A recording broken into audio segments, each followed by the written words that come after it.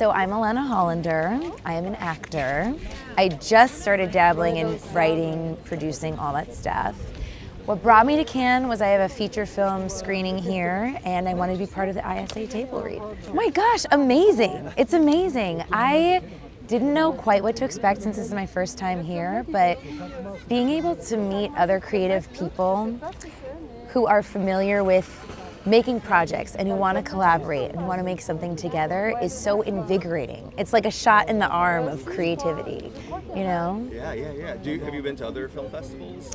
I've been to other film festivals, but I'm realizing that Cannes is a little bit different in that it's kind of a marketplace. I mean, people are there to shop for their next project. They're there to sell their project. And not just like, oh, here's my script. It's like, here's my script, my teaser, my pitch deck. I've never seen anything like it. It's like, people are really here. They're super professional. They're proven professionals who already have projects that they've done. And they're here to look for their next collaboration and cast their movies and pick up scripts. And it's really nice because it makes it feel much more attainable to sell your projects.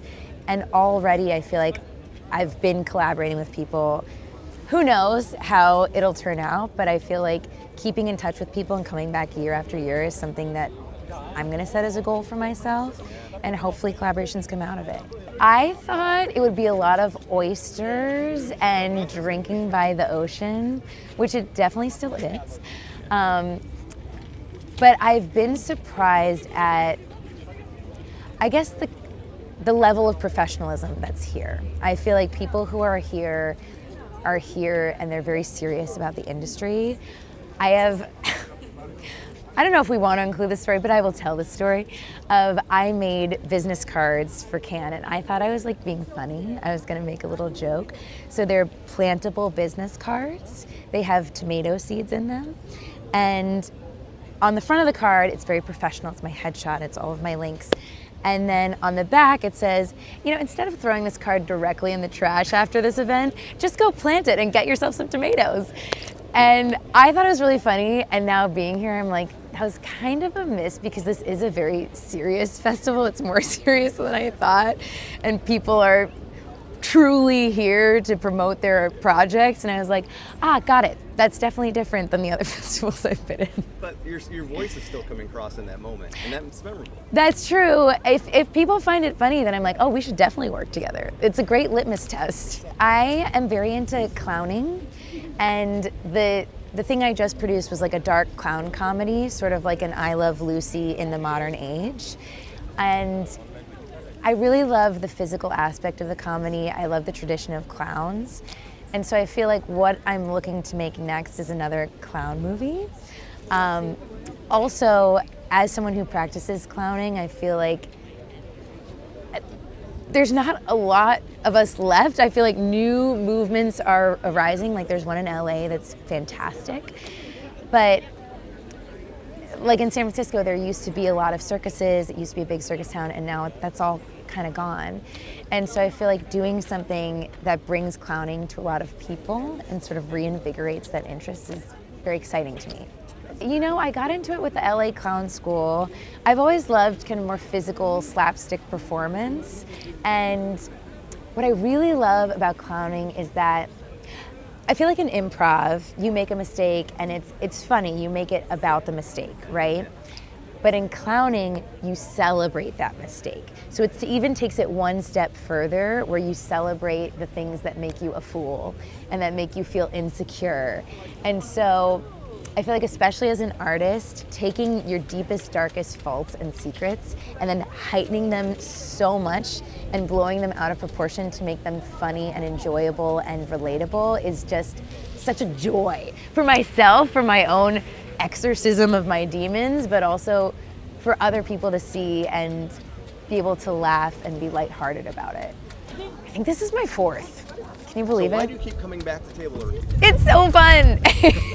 It's truly one of the highlights of my year, because I feel like being able to act in a script that is so well written, so beautifully thought out, is such a treat and such a joy. And so much of my auditions are scripts that are not as thoughtfully chosen or written by ChatGPT. No, I don't know. But to really be in a meaty, beautiful script with the writer there and with other actors who you can tell this is where they derive their joy and their artistic fulfillment. There's nothing better. There's literally nothing better than doing that.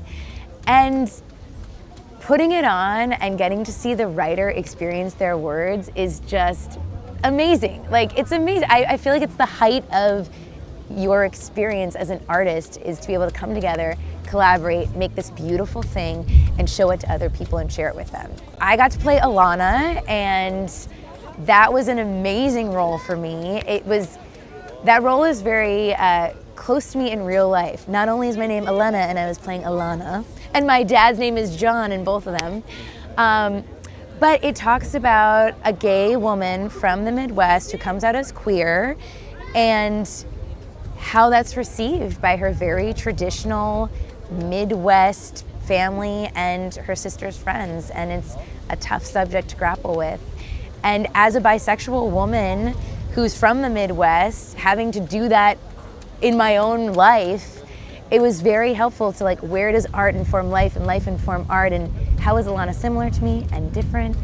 I learned a lot about myself throughout this whole process. It was amazing. Oh my God, incredible. Yeah. Yes, she was. It's funny, I just had lunch with her and I could not stop thanking her for being the best scene partner possible. And I feel we had lunch after our first rehearsal too, and we were like, we are so grateful to have each other.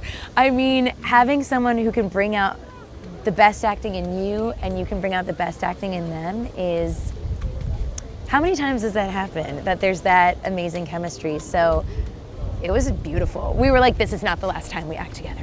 We are doing it again. Paul was incredible. He is such an actor's director, I feel like. He had these analogies that he was like, let me just tell you a little story. And then he'd do the story, and afterwards we'd all be like, we completely understand. We've imbibed everything you told us and now are able to bring it out in the play. How could you? I mean, it doesn't get better than that. Oh, thank you. Thank you for this amazing screenplay. I feel like it touched so many members of the audience, and not only touched them and moved them, like if you, looking out afterwards, the sea of tears was awesome. And, but also the conversations that it inspired afterwards with the members of the audience. It wasn't the usual, great job, loved the screenplay, had an awesome time. It was, you know, I've been thinking about being queer in my own life and how does that come out and how do I show up for other people who come out. And, you know, I thought this was over and there was so much acceptance, and then as the play continued, I realized there's really not, and it's still a big issue. And so it really got people thinking about these deep issues and applying it into their own worlds, and that's, what more could you ask for? Art influencing life. You know, I look for characters that are truly alive, that have nuance to them. And I think, especially for this screenplay, that was so important because all of the girls in the bachelorette party, there were how many girls? 5 girls, 6 girls, and it would have been so easy to make them all sort of one character, just in different bodies. But everyone had a fully fleshed out story. They had a fully fleshed out background. They brought a different and critical perspective to the screenplay. But you needed all those perspectives. They were critical to moving the story forward. And I feel like there's nothing worse as an actor to be playing a character who you feel like is meaningless to the story and is just there to add color or round it out. You want to be there and be important to the story. And even if you don't have that many lines, you're helping it move along. You're helping to tell this in an important way.